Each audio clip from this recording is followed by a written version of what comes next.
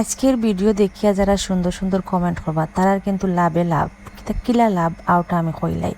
আজকে আমি যে জায়গা মুখা যাই আর এখন গাড়ি দিয়া এই জায়গায় একটা কোন জায়গাত পড়ছে আর এখন যে নদী দেখা যায় এই নদী একটা নাম কিতা, কোন জায়গাত নদী একটা পড়ছে, কোন এলাকাত, কোন তানাত, ওটা একটু কমেন্ট করে কইবা। যে সুন্দর করে কমেন্ট করিয়া সঠিক প্রশ্নের উত্তর দিবা তার আইডি কিন্তু আমি ফ্রিতে প্রমোট করিয়া দিব।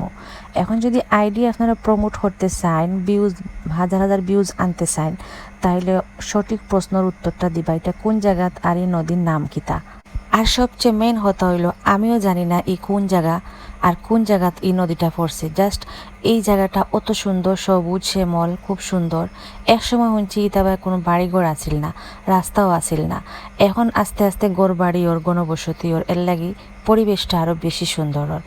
ইমুকা ওইল গিয়া জমিনা জমিন আর ডাইনে দিয়া নদী। তো ডাইনে দি নদী বামে দি জমিন, এখানে হয়তো আপনারা আর কিচ্ছু মনে হইতে পারে।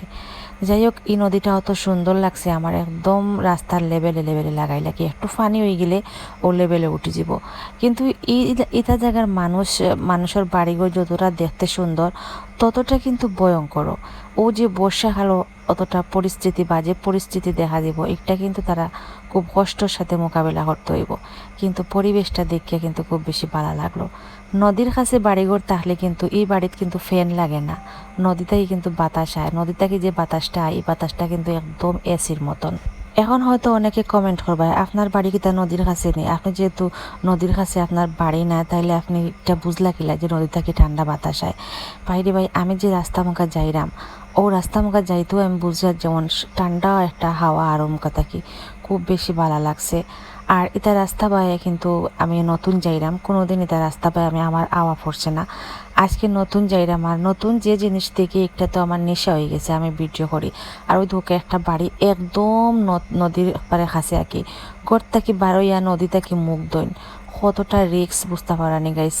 আমি বুঝি আর না আমরার এলাকার বাচ্চা কাচ্চা হইলে কিন্তু তারার লাগে রিক্স হয়ে যাব, কিন্তু এই এলাকার যতটা বাচ্চা কাচ্চা আছে তারা কিন্তু আল্লাহ তালা হেফাজত কর্তা, হয়তো তারার অভ্যাস হয়ে গেছে এরকম পরিবেশও থাকিয়া নদীর কাছে স্পেশালি ওটা হইরাম রিক্সর কথা হইরাম।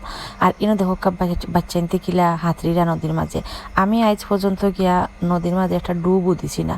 পুষ্কুনি আছে যে পুকুর যেন ফুরকি ওটার মাঝে আমি আজ পর্যন্ত ডুব দিছি না। ডুব দিয়া কিলা লাগে ওটা পর্যন্ত আমি হইতাম পারতাম না কিলা লাগে।